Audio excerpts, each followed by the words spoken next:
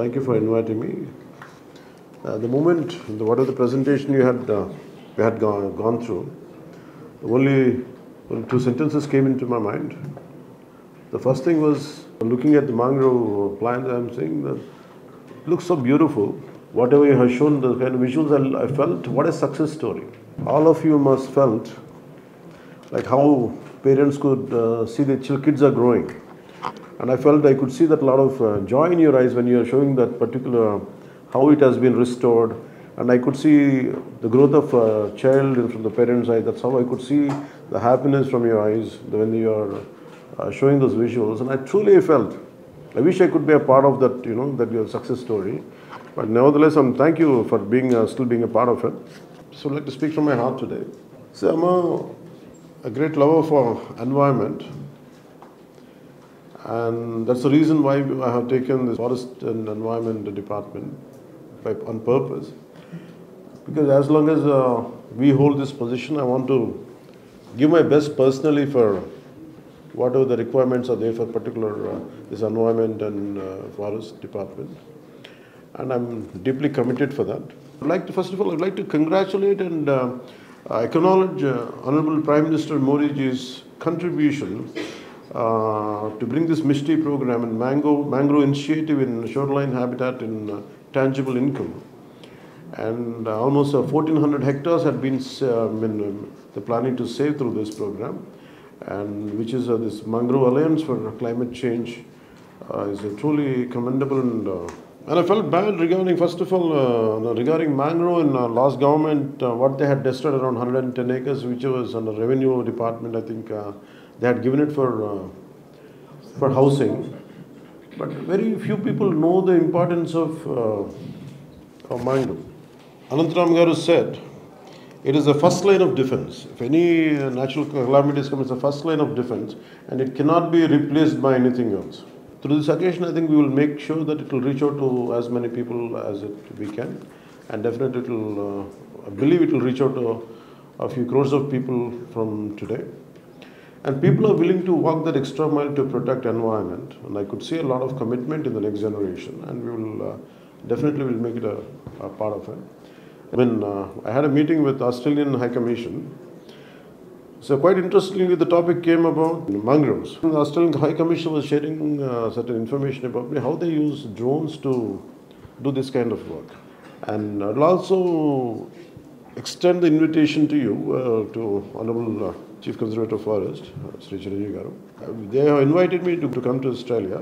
Then I said I would like to make a part of my tour to visit their mangrove restoration areas. And if you could suggest one or two names, then definitely we can go and see, we can adopt those techniques and see what kind of betterment we can do it here. తీర ప్రాంత ecosystem ఆరోగ్యాన్ని కాపాడుకోవడానికి ఈ mangroves తాలూకు ఇంపార్టెన్స్ని తెలియజేయాల్సిన అవసరం చాలా ఉందండి. So తీర ప్రాంత ఎకోసిస్టమ్ ఆరోగ్యాన్ని కాపాడుకోవడానికి, జీవ వైవిధ్యాన్ని కాపాడటం, ప్రకృతి వైపరీత్యాల నుండి మానవ సమాజాన్ని రక్షించడానికి మరియు వాతావరణ మార్పులు ఉపశమనానికి తోడ్పడేందుకు మడడువులు ఎంతో అవసరం. ఈ అవగాహన నిజంగా సగటు మనుషులకు చాలా తక్కువ ఉంటుంది. ఏదో చెట్లు ఉన్నాయి అది అనుకుంటాం, కానీ దాన్ని కొట్టేయడాలు ఈజీ, కానీ దీన్ని చాలా జాగ్రత్తగా ఈ అవగాహన చాలా అవసరం అది.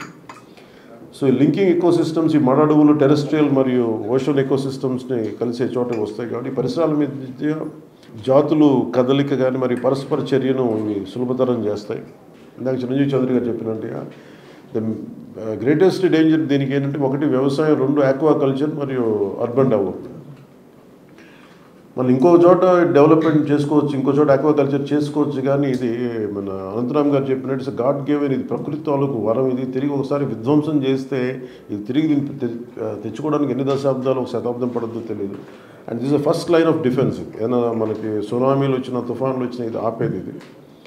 అలాగే ఇంకొకటి మేజర్ థ్రెట్ ఏంటంటే పొల్యూషన్, పారిశ్రామిక వ్యర్థాలు, ప్లాస్టిక్ వ్యర్థాలు మరి ఇతర కాలుష్య కారకాలు మడ పర్యావరణ వ్యవస్థలకి ఇవి హాని కలిగిస్తున్నాయి. అలాగే క్లైమేట్ చేంజ్, సముద్ర మట్టాలు పెరిగిపోవడం, విపరీతమైన వాతావరణ సంఘటనలు, తరచుదనం మరియు ఉష్ణోగ్రత మార్పులు మడడువుల ఆరోగ్యానికి ముప్పు కలిగిస్తున్నాయి. అలాగే ఇందాక మన అజయ్ కుమార్ నాయక్ గారు చెప్పినట్టుగా ఈ ఈ ఓవర్ ఎక్స్ప్లాయిటేషన్ అంటే కలప కోసం చేపల కోసం వీటిని అధికంగా సేకరించడం దానివల్ల పోవడం ఇది చట్టపరమైన రక్షణ AP forest act and wild life protection act ఈ ప్లాంటేషన్ ప్రాజెక్ట్స్ కింద అంటే మిస్టీ ప్రోగ్రామ్ కింద మిస్టీ ఇనిషియేటివ్స్ కింద ఇది నిజంగా చాలా అప్రిషియేట్ చేయదగ్గ విషయం ఇది. ఈ అవగాహన అందరికీ కల్పించాల్సిన అవసరం ఉంది. అలాగే కాలుష్య నియంత్రణ సంబంధించి ప్లాస్టిక్ అనేది it is banned in sanctuaries area. I'd like to convey my wholehearted thanks to MS Swaminathan Research Foundation for restoring mangrove forest in especially in Machilipatnam, sir. I would like to convey my wholehearted thanks for that. Mangrove forest కోసం ఎక్స్క్లూజివ్గా ఒక mangrove cell create చేస్తే బాగుంటుంది అనిపించింది. అలాగే ఇది mangroves కాపాడటానికి అభివృద్ధి చేయడానికి ఉపయోగపడుతుందని, అలాగే గవర్నమెంట్ ఫండ్స్ లేదా సిఎస్ఆర్ ఫండ్స్ ద్వారా చాలా యాక్టివిటీస్ చేయొచ్చు. మన సైడ్ నుంచి కూడా if you want me to reach out to any organisation business గ్రూప్స్కి వెళ్ళి సిఎస్ఆర్ ఫండ్స్ కావాలి అనేదంటే personally also I'll take an initiative and interest to get CSR funds to for mangrove restoration. అలా ఇందాక చిరంజీవి చౌదరి గారు చెప్పినట్టుగా మడ అడవుల రక్షణ క్రమంలో స్థానికంగా దాని మీద ఉన్న ప్రజలు ఇబ్బంది పడకూడదు, వాళ్ళకు కూడా జీవనోపాధి కల్పించాలి అనేది చాలా వ్యాలిడ్ పాయింట్స్ అని మీరు చెప్పింది. అలాగే సుందర్బాన్స్ దానికి చాలా వైల్డ్ లైఫ్ ప్రోడక్ట్స్ నాకు చాలామంది చెప్పారు. మడ అడవుల్లో ఉండే ప్రత్యేకమైన హనీ చాలా విలువైన చాలా బాగుంటుంది అనేది. అది నాకు మొన్నకి చెప్పే వరకు నాకు తెలియదు మడ అడవుల నుంచి ఇంత ప్రోడక్ట్స్ ఉంటాయి అనేది నాకు తెలియదు. ఇన్ని రకాల ప్రోడక్ట్స్ ఉంటాయి, తేనె దొరుకుతుంది నాకే తెలియదు. ఇట్లాంటి అన్నిటికీ ఉదాహరణకి మొన్న వెస్ట్ బెంగాల్ నుంచి కల్కటా నుంచి ఎవరు ఒక ఫోరం వచ్చి నన్ను ఇన్వైట్ చేయమన్నారు. మీరు వచ్చి మీరు స్టాల్స్ పెట్టండి ఇక్కడ మీరు ఆంధ్రప్రదేశ్కి సంబంధించి అంటే నాకు అప్పుడు అనిపించింది అట్లీస్ట్ వీ కుడ్ అలాంటి స్టాల్స్లో మన ఈ మడ అడవుల్లో దొరికి తేనెని వీటిని మన ప్రోడక్ట్స్ని ప్రమోట్ చేయొచ్చు అని అనిపించింది. So we can explore that kind of possibilities. అలాగే మరొక విషయం, గవర్నమెంట్ ల్యాండ్స్లో మ్యాంగ్రోవ్స్ ఉంటే మీరు ఇందాక చెప్పారు మన 110 acres had been lost to it is under revenue. నేను ముఖ్యమంత్రి గారి దగ్గర కూడా తీసుకెళ్తాను ఈ దృష్టిలో దీనికి.